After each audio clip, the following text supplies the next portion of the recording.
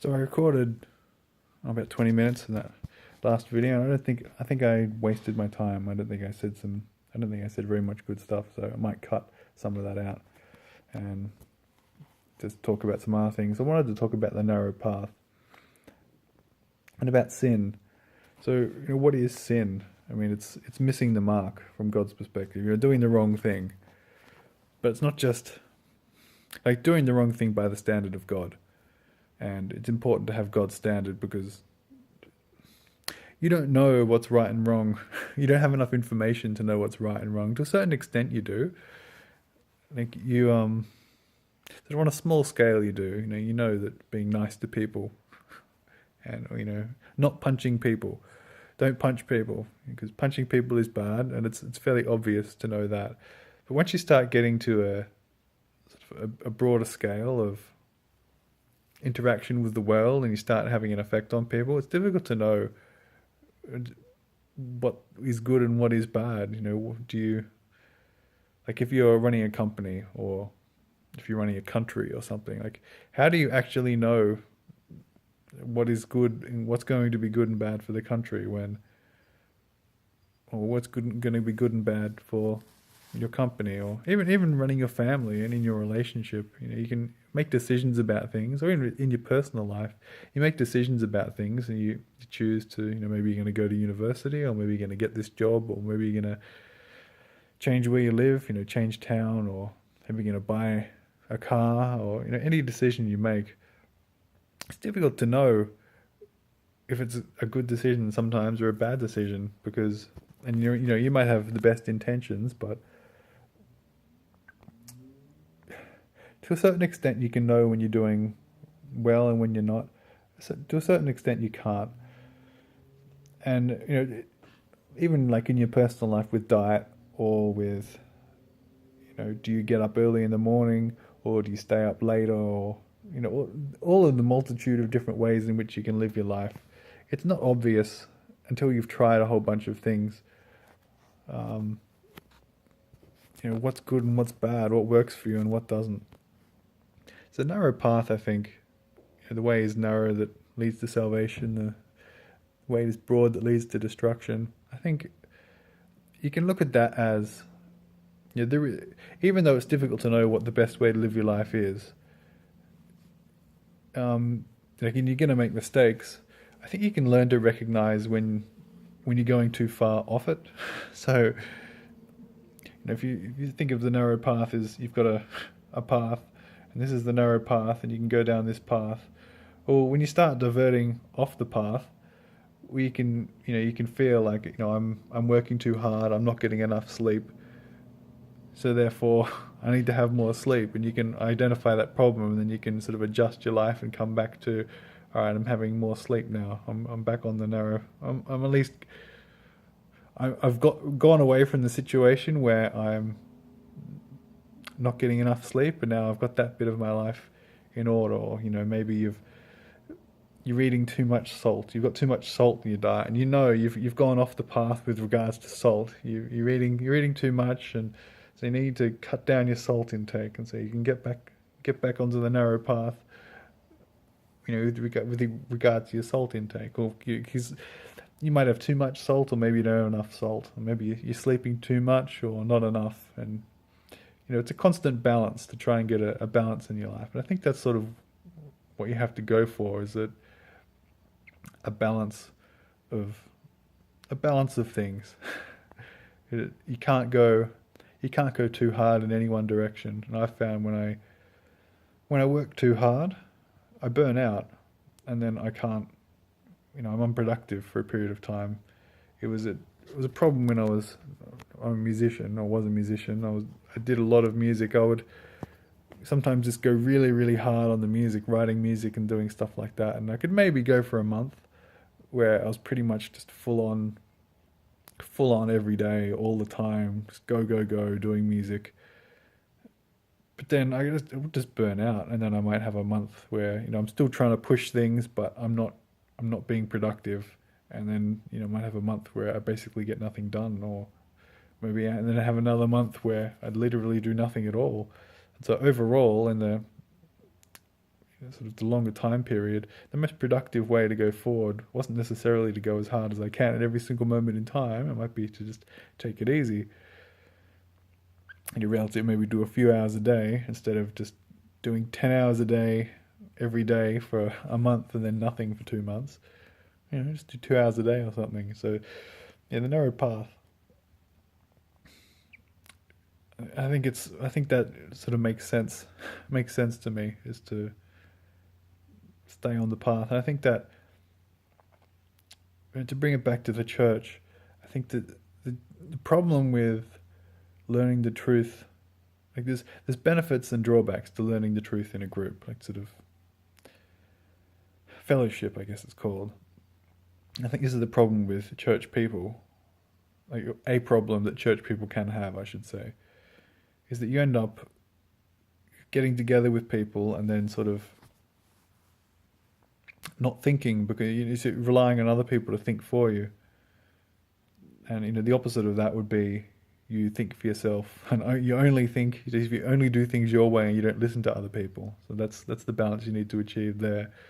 But I think when you go to church and you listen to other people talking about the Bible, and then you see the way other people behave, and I think the pull, sort of what you're incentivized to do, or what you feel like doing, is sort of going to whatever the average is, or whatever. Like you're pulled by the group, but then when you do your own study, you're forced to actually learn things on your own. But then the drawback of doing your own study is you can become myopic in your perspective. You can lose perspective. You can just go off the rails, basically, because you haven't got anybody to keep you in check. Sometimes you need to talk to somebody. You need to tell them your strange ideas and have them say, no, that's really weird. You haven't thought about this, have you? I've got this really obvious, this other thing that you're not thinking about. And then they tell it to you, and you're like, oh yeah, that's right. I neglected to think about that particular perspective. Thank you. So it's a balance that you need. I think that, church people and religion, I should say, is not just Christianity, but it's not just religion as well. It's science or any group that you might be in. If you're hanging around the same people a lot, and you tend to get your ideology from them rather than seeking it out yourself. And I think it's important to have with regard to God, it's important to have a personal relationship with God, and to walk that narrow path with getting other people's opinions, because you're limited in your perspective. You can't know everything, and you can't be an expert in everything. But you do need to, you need to read the Bible for yourself. You need to think about things for yourself and learn for yourself and do things for yourself, at least some of the time. Yeah, and then the other thing I wanted to talk about was, it's kind of related to this topic, is like putting information out there and being a teacher. Because there are a lot of people, I've spent a lot of time on YouTube, doing research, and not just YouTube, but mainly YouTube. And so I've seen a lot of different people and listened to what they have to say, and seen the flaws. And there are a lot of people who put out information, and it's like, it's a quality versus quantity thing when it comes to the narrow path. Do you spend a year on each video, and then obviously you're not putting out that much information then, but the quality of the information is higher? Or do you put out a video every day, or 2 videos every day? And you can do that, and there's benefits to doing both. It depends on what you do, but obviously the quality is going to go down the more content you put out. But it's not even just that. It's when you put out less content. When you're a teacher, let's say, when you're teaching more on more different things. When you're teaching a lot of things, that your truth is spread very thinly. And so when you're trying to find out from somebody who's they've got 100 videos, you're trying to find out the truth. It's difficult to find it. But then the drawback to putting out a small number of videos and really refining the information you put out is that if you're wrong, you you've still got a powerful argument, because you can have very powerful arguments that are incorrect arguments. They're based on false information or whatever, but you can be very persuasive with the argument you put out. And the more time you put into learning that particular lesson that you're telling, or refining your delivery of that lesson, the more persuasive it is. And one of the things it says in the Bible, that a little leaven leavens the whole lump, as in, one thing that's incorrect can spoil the entire lesson, let's say. Yeah, so it goes back into what I was saying before about truth. It's difficult to know the truth. It's difficult to find it. I don't know. I don't have anything else to say on that, so I'll leave that there. There was another thing I wanted to talk about with, as far as gathering information or walking the narrow path. It's kind of related. It's not directly related, but meta-analysis. So there's so much information out on the internet that you can pretty much build an argument to support any particular idea, and that's dangerous because you can get stuck. It's very easy to get into a hole where you've got an argument that's very well supported, but it's completely wrong. And that's, most arguments on most things are wrong, but they have a lot of evidence to support them because there's just so much information out there. Like, is Bigfoot real? Well, is there a pyramid, on Antarctica? I don't know, go into any conspiracy, like there's plenty of information that would suggest that it's true, and also you go into any conspiracy and there's plenty of information that would suggest that it's not true. So meta-analysis is a useful approach, I think, where you look at it, basically a lot of different things, and the more data you have, and I think this is kind of how artificial intelligence works, but it's a useful way to find the truth because you're not relying on any particular person. Like the more broadly you spread the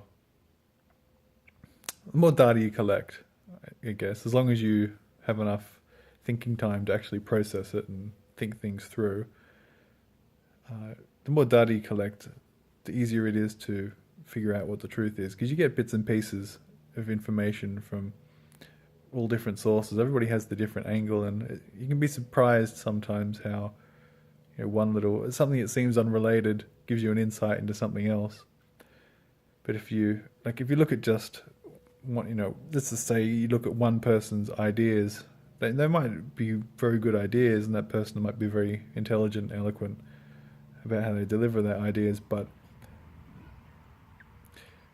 if you're only... Sorry, just a car went past and somebody said something. Yeah, you can learn what somebody is saying and sort of get used to their personality and sort of become like that person, sort of become a follower of that person. And I don't think it's useful to become a follower of a particular person except God, except Jesus, but it's doing a meta-analysis and looking at a broad range of perspectives is useful when you're trying to find the truth. But then there's a balance in that as well, because if all you're doing is looking at different perspectives all the time, you're going to build an argument. You're basically going to build your own argument. You have to actually spend some time doing some thinking of your own. You can't just be looking at other people's ideas. You've got to be putting things together, and you need some solid reference point. Otherwise, you'll just have a bunch of data and it'll be meaningless. And I think that's why reading the Bible is important, because the Bible is a reference point you can rely on. And you'd be surprised if you haven't got into the Bible and you haven't started researching it. You'd be surprised about how true that book is, how true the Bible is, and it helps. It's getting late, so my thoughts are a bit not as good as they were. I've just got to a long list of things here, and I want to talk about some of them. So, yeah, sin. A point on sin. One of the problems with sin, you'll notice, is that, I mean, some sin is just like murder, for example. I don't think that would be addictive, but a lot of sin, I think, is sort of insidious in how it grows. Like smoking, for example. You can smoking one cigarette is not that bad, but then and smoking two cigarettes also, it's not that bad, and three cigarettes, it's not that bad. But at a certain point, it's going to become easier to smoke than not smoke. And even if, like, let's say you smoke one a day, and you just stay at one a day for a month, well, you could do that. But at a certain point, you're probably going to want to have a second one. And then if you get into the habit of having the second one every so often, then it becomes a regular thing, and it sort of, you break new ground in what you've done, and it sort of becomes normal, and it seeps into your life until it just increases. And yeah, it's a problem with a lot of sin, is that once you've done it, it sort of becomes okay, and the more you do it, the more it becomes okay. So it's an insidious thing. It's sort of this creep that happens, and then you end up, going from something that's not that harmful to something that's harmful in a really gradual sort of way. It's sort of what's happened with society. It's, there's been no major leap, as far as I can tell, of things getting worse. It's just slowly gotten worse, and people get used to how bad it is, and then they don't really notice. They know it's bad, but they don't realize how far they've fallen, because it's been a gradual fall. I think that's one of the ways the devil has worked, is just slowly erode the moral fabric of society, and it really is strange.